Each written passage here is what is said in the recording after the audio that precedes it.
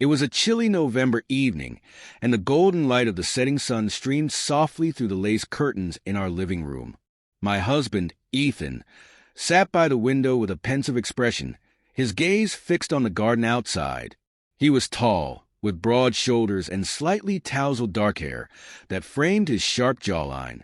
His green eyes, which were typically brimming with life, appeared clouded with worry. For the past few weeks, he had been unusually quiet. His laughter had faded, and the vibrant spark that once defined him seemed to have dimmed. I knew something was wrong, but every time I asked, Ethan brushed it off with a faint smile and a soft, "Nothing, love." Still, I couldn't ignore the growing distance between us. It felt like a heavy fog settling over our marriage, and I was determined to clear it. Ethan wasn't just my husband. He was my best friend, my confidant. When your best friend starts slipping away, you do everything in your power to bring them back. So, I did something I had never done before. I called his closest friend, Caleb. Caleb and Ethan had been inseparable since their college days. Caleb was the opposite of Ethan in many ways, leaner, with sandy blonde hair and piercing blue eyes that always seemed to sparkle with mischief. While I had never been particularly close to Caleb, I knew Ethan trusted him implicitly. If anyone could help me understand what was going on, it was him. When Caleb picked up the call, his voice was warm but carried an undercurrent of concern. "He's not himself, Caleb. I don't know what's wrong, but I'm scared," I confessed, my voice trembling.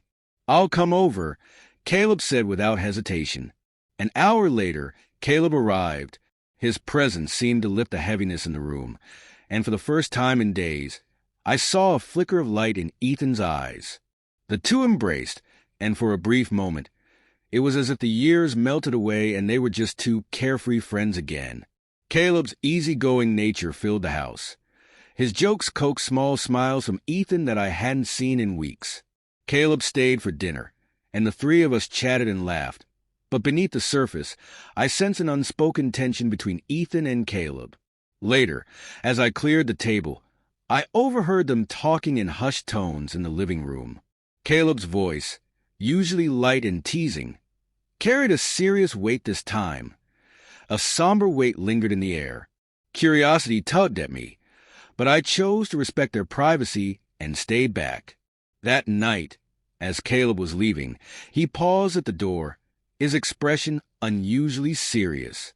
"Give him time," he said softly, but there was something in his tone that sent a chill down my spine. His piercing blue eyes met mine briefly before he stepped into the night, leaving me with an uneasy feeling I couldn't shake.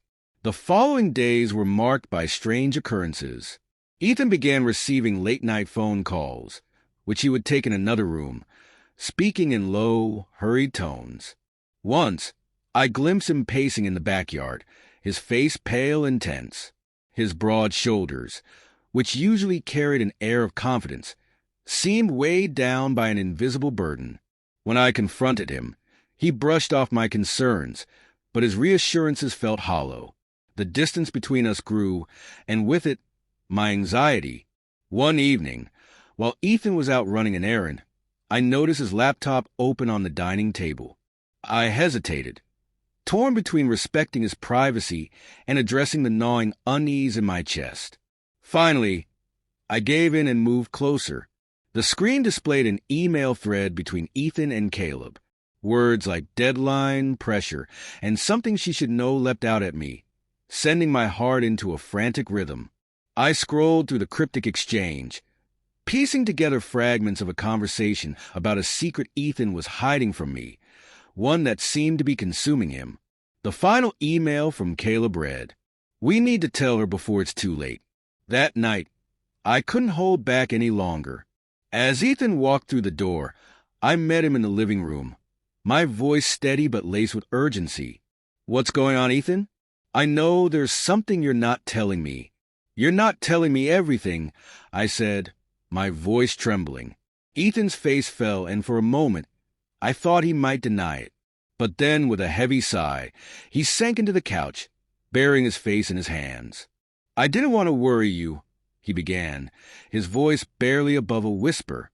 "I'm under investigation at work. There's money missing, and they think I'm involved. The room seemed to tilt as his words sank in. My heart pounded in my chest. You're innocent, right? I asked, my voice shaking. He nodded vehemently. Of course I am. But someone set me up, and I've been trying to figure out who. Caleb's been helping me, but it's complicated. I didn't want to drag you into this mess until I had answers. Tears welled up in my eyes as I moved to sit beside him. I placed a hand on his shoulder, willing him to look at me. You should have told me, Ethan. We're in this together. Always, I said softly. In the days that followed, Caleb became a constant presence in our home. Together, he and Ethan pored over documents, emails, and any clues that might help clear Ethan's name. Caleb's sharp mind and unwavering loyalty shone as the two of them worked tirelessly, their determination unwavering. The tension in the air was palpable, but so was the bond we were forging as we faced this storm together. Late nights turned into early mornings, and moments of frustration gave way to breakthroughs. In the end, the truth emerged. A colleague had orchestrated the scheme, using Ethan as a scapegoat. The evidence Ethan and Caleb gathered left no doubt, and his name was finally cleared.